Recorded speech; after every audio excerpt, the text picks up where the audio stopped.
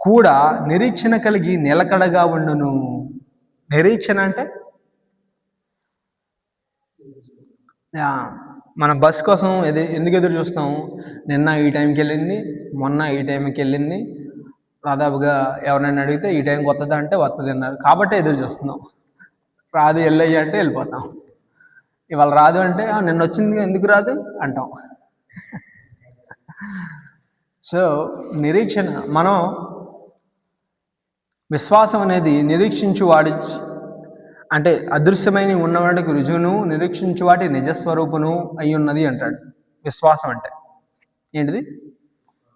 విశ్వాసం అంటే అదృశ్యమైనవి ఉన్నవనుటకు రుజువును, రాబోనివి జరుగుటవు అనుటకు మళ్ళీ తప్పొచ్చింది ఆ విషయాన్ని, మళ్ళీ నేను ఆ వాక్యాన్ని చూపించి చెప్తా.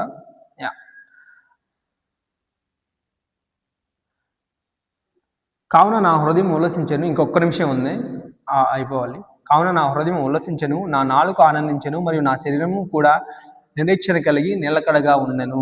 ఎందుకంటే ఆయన నా పక్కనే ఉన్నాడు, నేను ఆయన్ని ఎదురు పెట్టుకుంటున్నాను. ఈ రోజున మనం మన పక్కన ఎదురు ఏం పెట్టుకుంటాం? ఇప్పుడు సినిమాలు ఇష్టం ఉన్నాం అనుకో, పవన్ కళ్యాణ్నో చిరంజీవినో వాళ్ళని ఎదురు పెట్టుకుంటారు, పక్కనే పోస్టర్లు పెట్టుకుంటారు, వాళ్ళతో తిరిగే వాళ్ళని పెట్టుకుంటారు. రాజకీయ నాయకులు ఉన్నారనుకో, ఎదురు చంద్రబాబు నాయుడునో జగన్నో పెట్టుకుంటారు, పక్కన వాళ్ళ ఫాలోవర్ని పెట్టుకుంటారు. కాబట్టి ఆయన వల్ల ఆయన నాకు అన్ని ఇస్తాడు అని వాళ్ళు నమ్ముకుంటారు. ఈ పవన్ కళ్యాణ్ వీళ్ళందరూ పెట్టుకున్న వాళ్ళు ఆయన గెలిచినప్పుడు నాకు ఏదో ఇస్తాడు, లేదంటే సినిమా చూసినప్పుడు నాకు ఏదో గొప్ప పేరు వచ్చింది, ఆయన బాగా హిట్ అయినప్పుడు అని వాళ్ళు కొంతమంది అనుకుంటారు. కొంతమంది ఇంకోళ్ళు ఏమనుకుంటారు, రౌడీ షీటర్లు ఏమనుకుంటారు, మా బాస్ ఉన్నాడు ఆయన ఎదురు పెట్టుకుంటారు. పక్కన వాళ్ళ చుట్టూ ఉన్న వీళ్ళు ఉన్నారు కదా, నేను ఎప్పుడైనా అవసరం వస్తే మా అన్న ఫోన్ కొడితే చాలు వీళ్ళందరూ వచ్చేస్తారని వాళ్ళు పెట్టుకుంటారు. కొంతమంది ఇంకొకళ్ళు ఇంకో రకంగా, ఒక్కొక్కరికి ఒక్కో రకంగా ఉంటాయి. ఇంట్లో వాళ్ళకైతే మా నాన్న ఉన్నాడు, లేదంటే మా అమ్మ ఉంది, మా అన్నలు ఉన్నారు, మా బాబాయిలు ఉన్నారు అని పెట్టుకుంటారు. ఎవరికాళ్ళు అన్నీ పెట్టుకుంటారు. ఎంతకాలం ఉంటుంది ఆదరణ అంటే? కొంతకాలమే ఉంటుంది వాళ్ళ ఆదరణ.